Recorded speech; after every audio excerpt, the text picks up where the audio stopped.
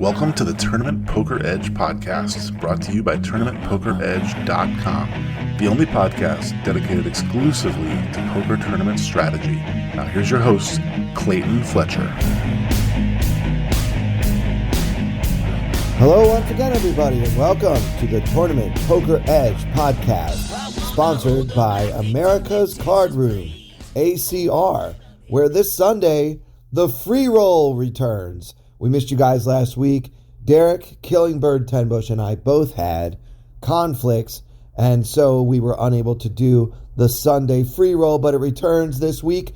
It's a $1,000 guaranteed tournament with only 300 players and $201 for first place. I don't know why, but that's what first place is, 201.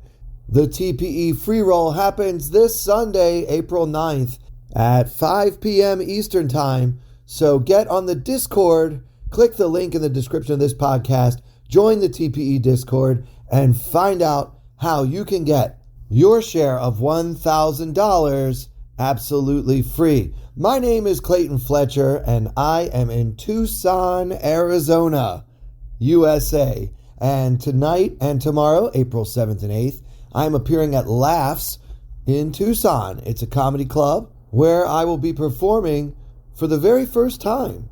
So yeah, if you're in Tucson, Arizona, or within driving distance, come on down to Laughs Comedy Cafe. Get your tickets now at laughstucson.com. Well, it's been a wild couple of days, guys. I had Ebony Kenny on my screen. We were going to do an episode together this week. I was looking at her. We were talking face to face over Zoom, and then the next thing I know, she disappeared. And I said, I've been ghosted before. This happens.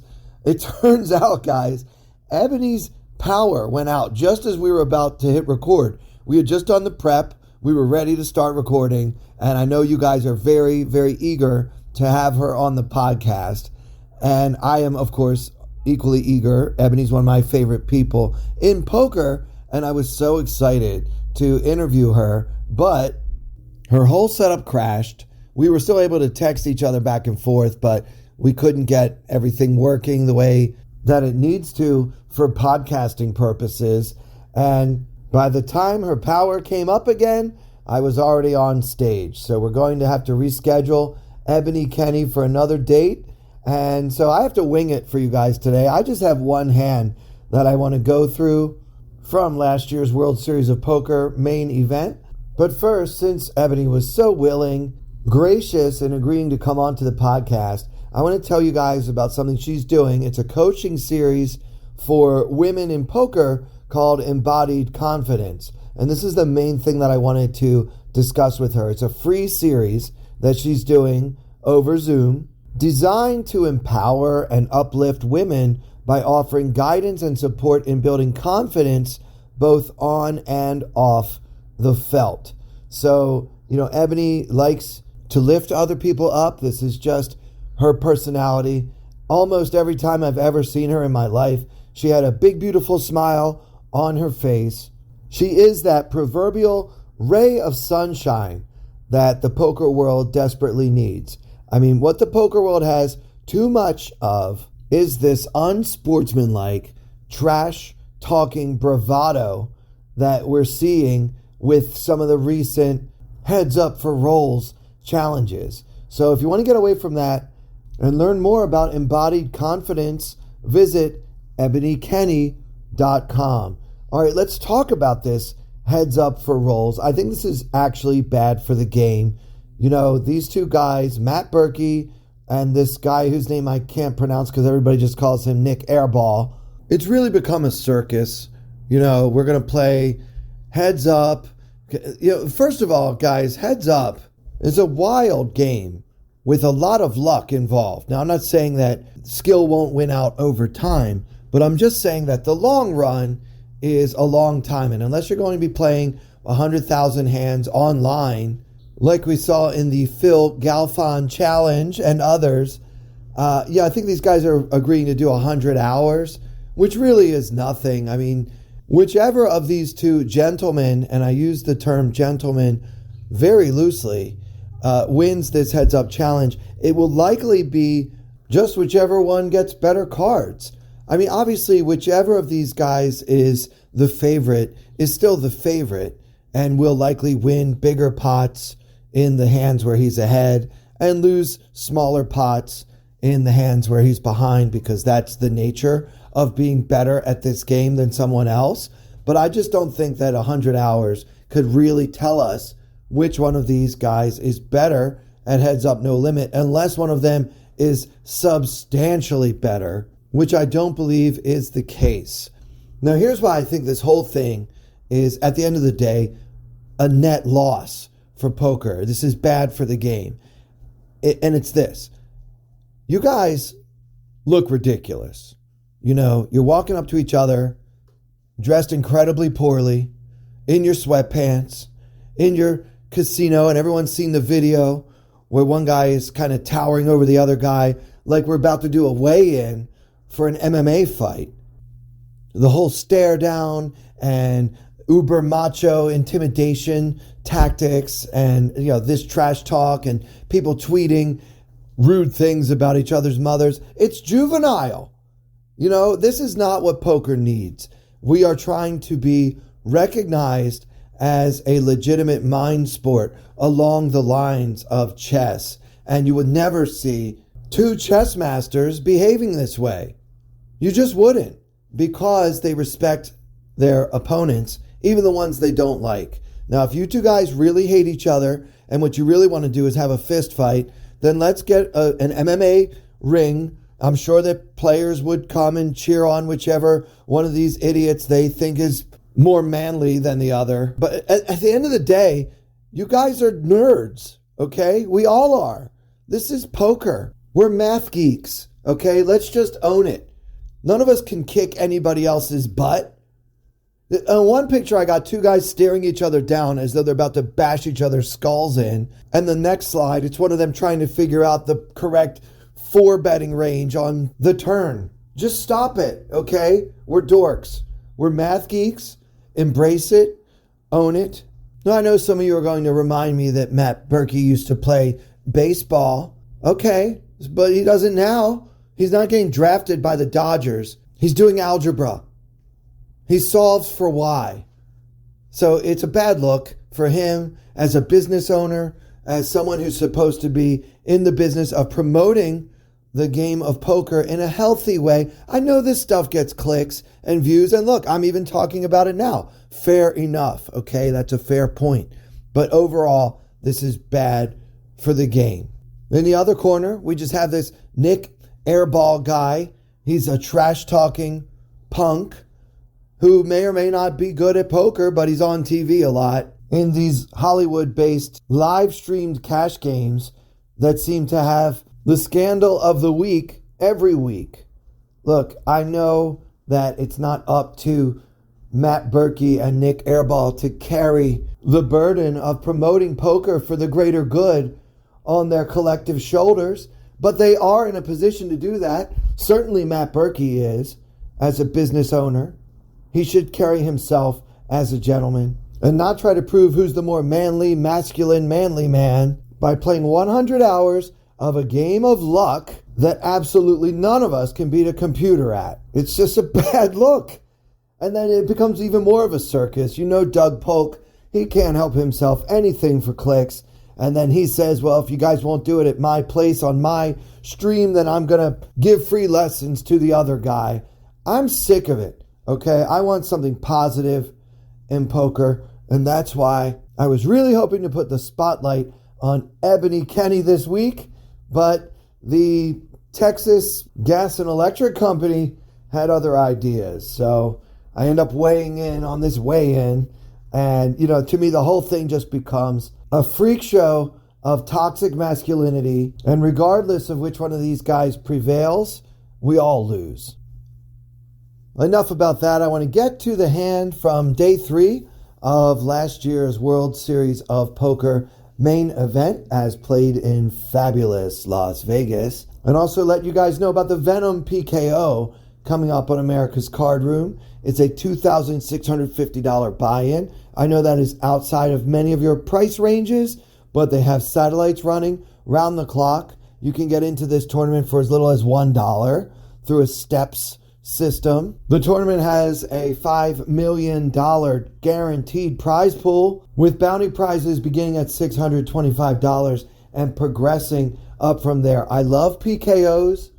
I even played in my first ever live PKO. Shout out to Maryland Live for running that really cool tournament in which I did not do particularly well. I'm super excited for the Venom PKO, $5 million guaranteed. I plan to play, I think, April 27th. So if you sign up for April 27th, you know there will be at least one fish in the field that day. Now, if you don't have an ACR account yet, you can join by clicking the link in the description and get a 100% first-time deposit bonus all the way up to $2,000 just by using the promo code TPE. Okay, so let's go over this hand as played on day 3 of the 2022 World Series of Poker Main Event.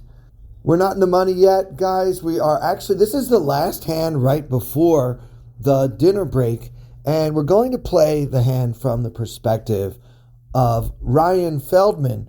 Now, Ryan is actually the creator or the co-creator of Live at the Bike, which is one of the aforementioned California-based live stream cash games. And despite the controversy that always seems to come to his current project, which is the wildly successful Hustler Casino Live, Ryan has a very good reputation in poker. He's very well liked among tournament and cash game players. I hear very few discouraging words uttered about Mr. Feldman. So we're going to play the hand from his position. Now, he is not a professional poker player, but rather a poker adjacent showrunner, something like that. He's wearing his Hustler Casino Live t-shirt in this footage as seen on Poker Go, and he finds himself to the left of Lonnie Huey, who you may know as Lonnie Harwood, one of the most decorated players from the greater New York City area. I have had the pleasure of playing with Lonnie, and she comports herself very well at the table. She's a lot of fun to talk to, actually, but I can assure you, if she's at your table, you are the fish. Anyway, Lonnie opens this pot to 8,000 from second position, and she's got 800,000 in the stack. So she is doing great. This is at a time when the average stack in this tournament is probably right around 400,000. So she is right around double that. We're about 300 or 400 players off the money. We expect to probably get into the money right around the end of the day. And again, this is at the end of level 13, or level 3, if you will, of day 3. And so Lonnie raises to 8,000. We're not going to talk about what she had. And you are playing the role of Ryan Feldman in third position. You have 233,000 in your stack. And your holding is the King of Spades, Queen of Hearts. So what to do with King Queen facing a second position open from the great Lonnie Huey? My opinion is we should just be folding.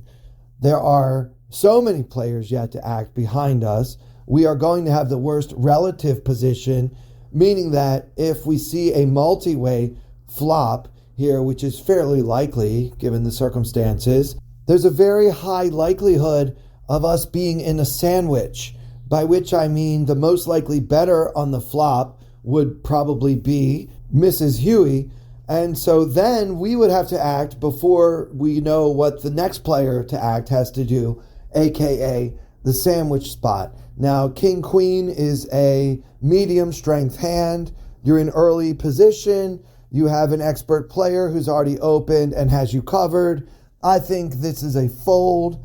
It's a fold that you learn if you play many, many hours of tournament poker over the course of many, many years, or if you study pre-flop charts with some type of computer simulator or solver. But if you spend most of your time producing poker content and maybe not as much time playing tournament poker, I would venture a guess that Ryan Feldman probably plays fewer than 15 tournaments a year.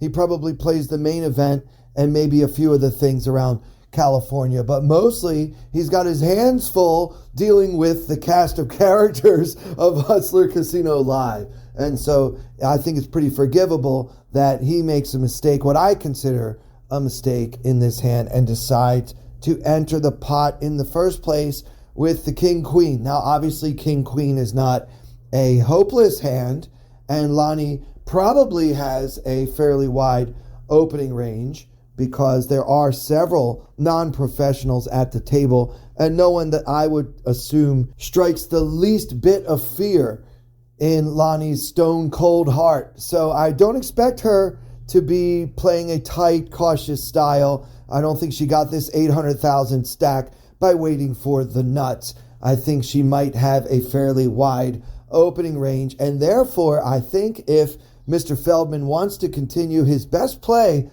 is actually to 3-bet here. Again, I think folding is best, but I think calling is worst. So if he wants to come in here, I'd like to see him make it 25, 30,000 and hopefully end the pot before the flop, or at least get heads up in position versus Lonnie's hopefully somewhat wide range. It all seems very speculative. There are too many players yet to act for this to be the best play, but personally, I do prefer raising to calling with this hand in this spot.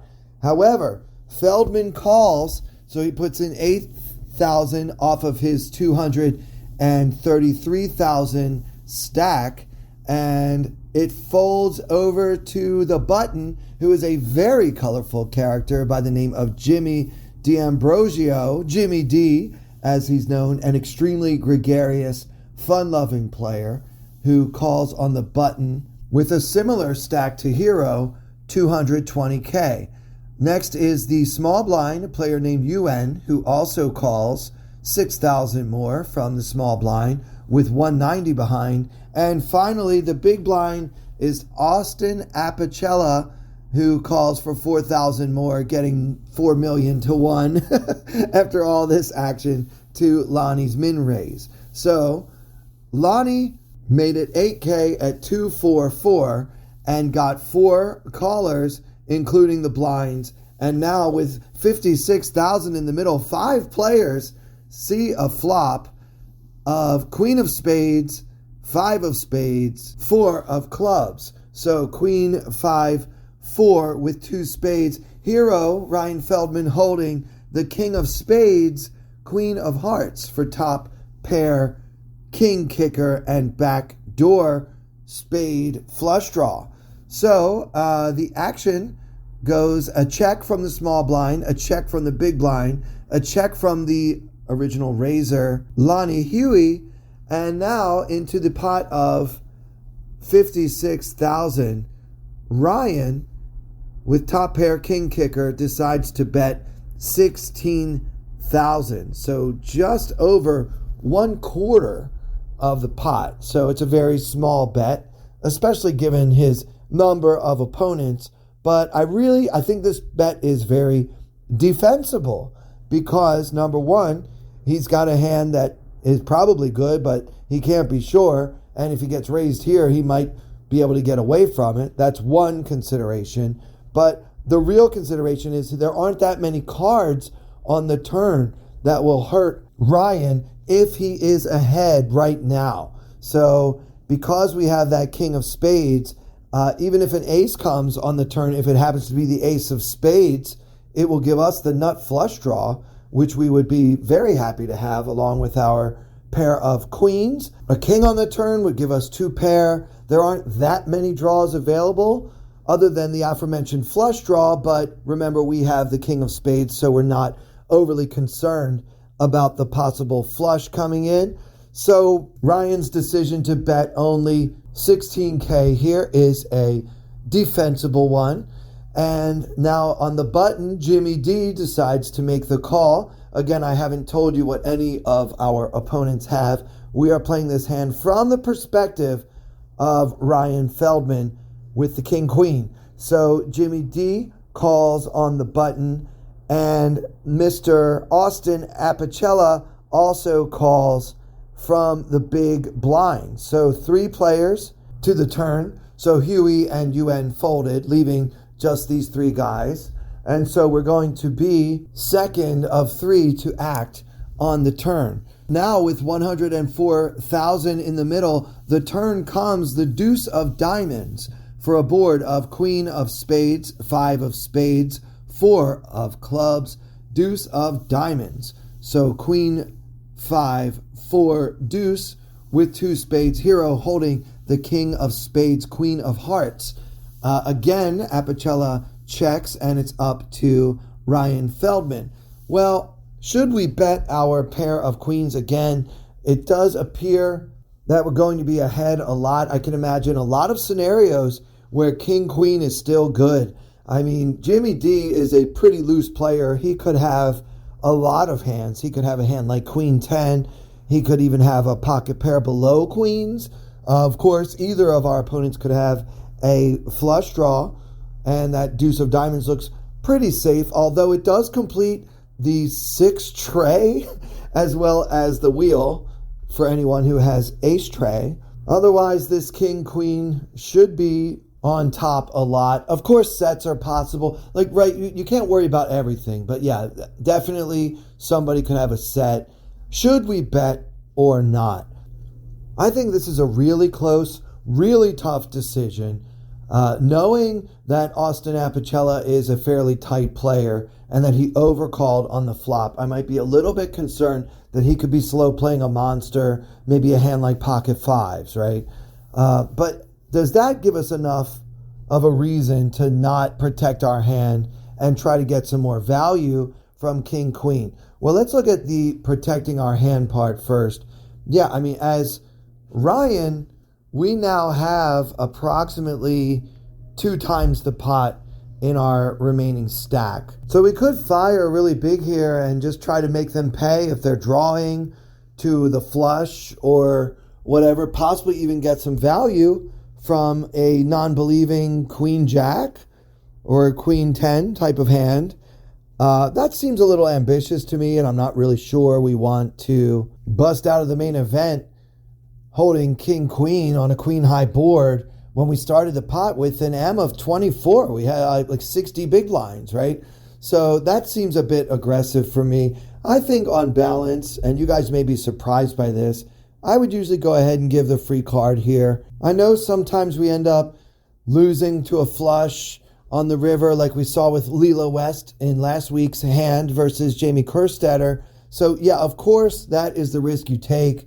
But I feel like in tournaments, preserving your stack is more important than protecting any one particular one pair hand.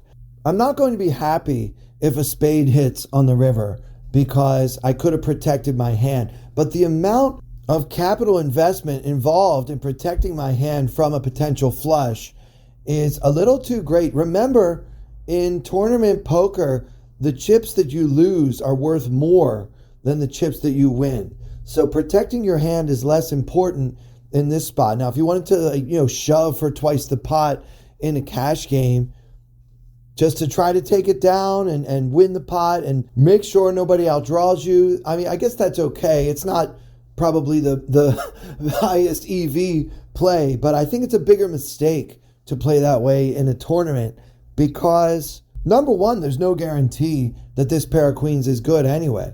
Again, it was a bet and a call and an overcall on the flop, which should slow you down a little bit, depending, of course, on the playing style of the overcaller. But yeah, I think just sitting there, having gotten called twice, now this deuce isn't the safest card in the world because, again, it completes the wheel as well as 6 tray, which I don't know if 6 tray is in Jimmy D's range, but I suppose it could be in the range of our big blind, who, again, was getting ridiculous pot odds to call before the flop, closing the action, I might add. So I wouldn't be able to rule out any hand for Austin Apicella. So I don't know. This is a close one. I think I would usually check. Ryan Feldman decides to put in a bet of $40,000 into the 104K pot. Now, remember, Ryan's only got about 200 in his stack, and same for D'Ambrosio. Apicella has them both well covered. He starts the hand with almost 700K. So this is a tough one. I mean, he bets, and then D'Ambrosio calls, and now Austin Apicella raises to 80,000. The min raise into two opponents on 4th Street. Now, let's try to figure out what his range could possibly be for making that raise. I mean, honestly, guys, if you pull this trick on me, you might actually get me to fold top pair. This feels so unbelievably nutty. It feels like I've got it. I know I've got it, and I don't want to lose you guys. At the same time, I want to make sure I can get the rest of your stacks on the river. So please just put in another 40 more. And I think that Apicella would do this with a hand like ace tray or 6 tray, as we mentioned. Maybe also a set or some other big hand. I don't know that he would ever make this play as a bluff.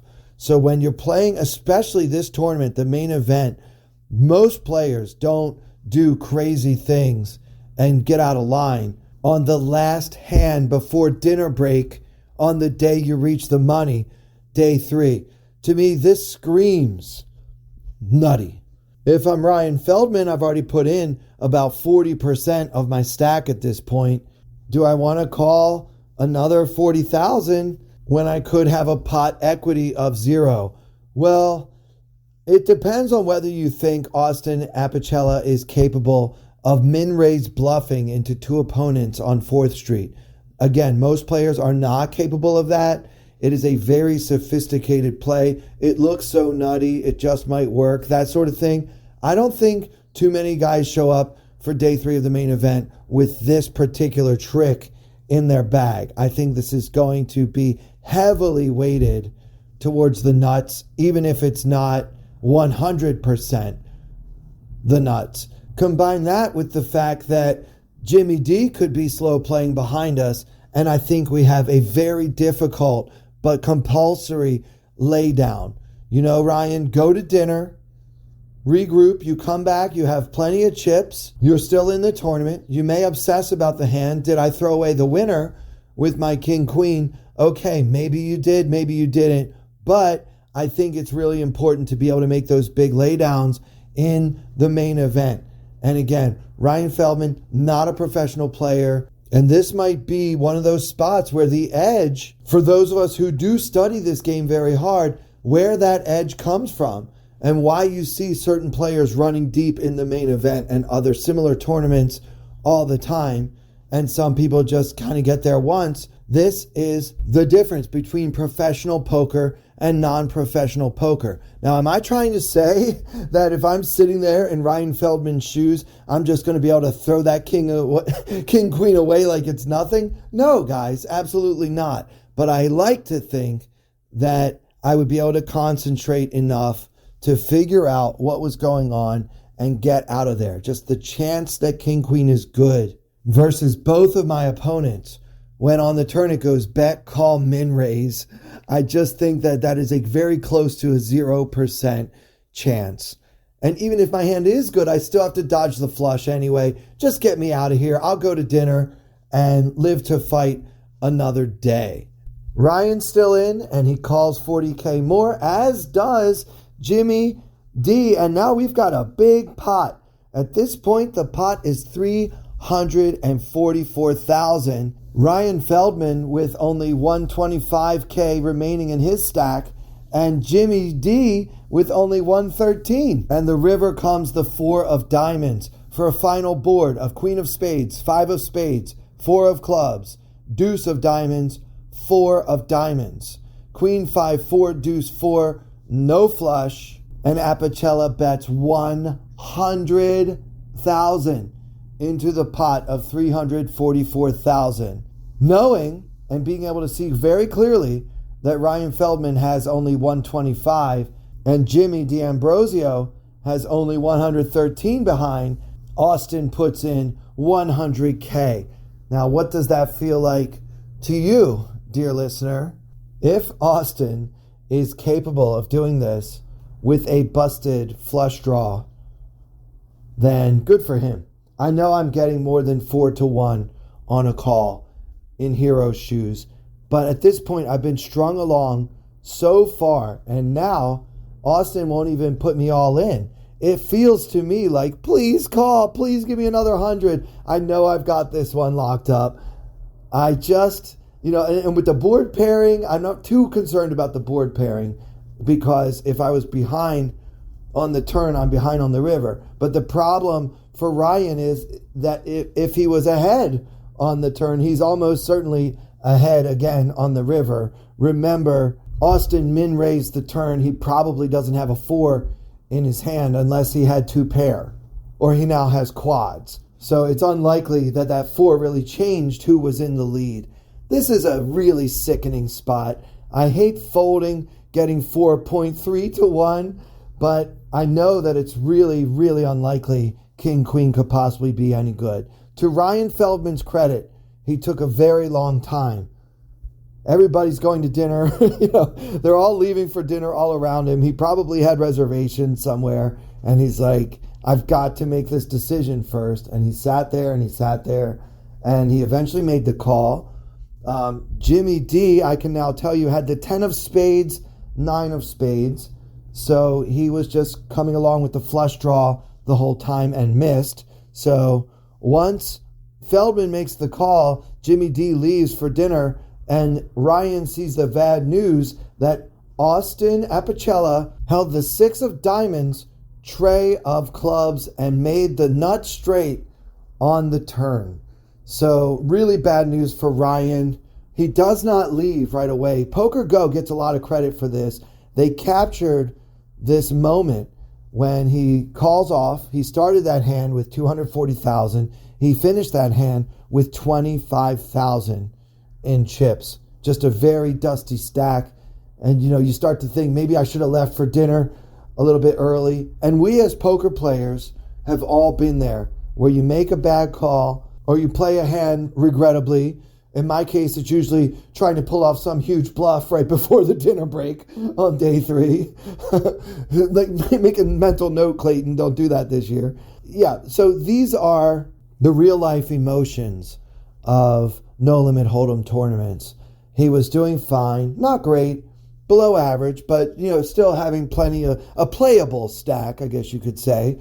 Very much so, a playable stack. He starts the hand with just under 60 bigs, and he ends the hand with what's going to be like 4 or 5 big blinds coming back from dinner. So I feel for you, Ryan Feldman. I have been there myself. Anyone who plays any amount of No Limit Hold'em tournament poker knows that feeling. And going to dinner, the food doesn't taste good. You kind of lost your appetite. Ryan Feldman actually sits there for a long time. And the announcers, Ali Nejad and Nick Schulman, my colleagues at Poker Go, 2 of the best in the business, they do a great job on this episode of painting the portrait of a man who is now not wanting to move. He's just kind of sits there stunned for a while. And they kind of joke around that the security guards are going to make them leave, because you do have to eventually leave the tournament area for dinner break. They don't want any players around all those chips. But yeah, just Ryan sitting there kind of stunned. What have I done? And I really feel for him in that moment. This was a tough hand. I hate to sound results oriented, but I do think that the biggest mistake is made pre-flop. If Lonnie Huey opens from second position and I'm in third position with King Queen in the main event with 60 big blinds, I'm throwing that hand away and going to my dinner break. Well, that'll do it for this episode. I'm really sorry I could not bring you Ebony Kenny this week. We are going to try again in the next week or 2. Please follow me on Twitter at Clayton Comic. And for everyone here at Tournament Poker Edge, and with special thanks as always to our incredibly generous sponsor, America's Card Room, I'm Clayton Fletcher. Thank you so much for listening. I wanna hold 'em like they do in Texas, please. Fold 'em, let 'em hit me, raise it, baby, stay with me. Lock in intuition, play the cards with babes to start. And after she's been hooked, I'll play the one that's on her heart. Oh, whoa, whoa, whoa, whoa. I'll get her heart, show her what I got. Oh, whoa, whoa, whoa, whoa. I'll get her heart, show her what I got. Can't read mine, no she can't read a mile. Poker face, she's got to love nobody. Can't read mine, no she can't read a mile. Poker face, she's got to love nobody. Poker face, poker face. Poker face, poker face. I wanna roll with her, a hard pair we will be. While little gambling is fun when you're with me. Russian roulette is not the same without a gun.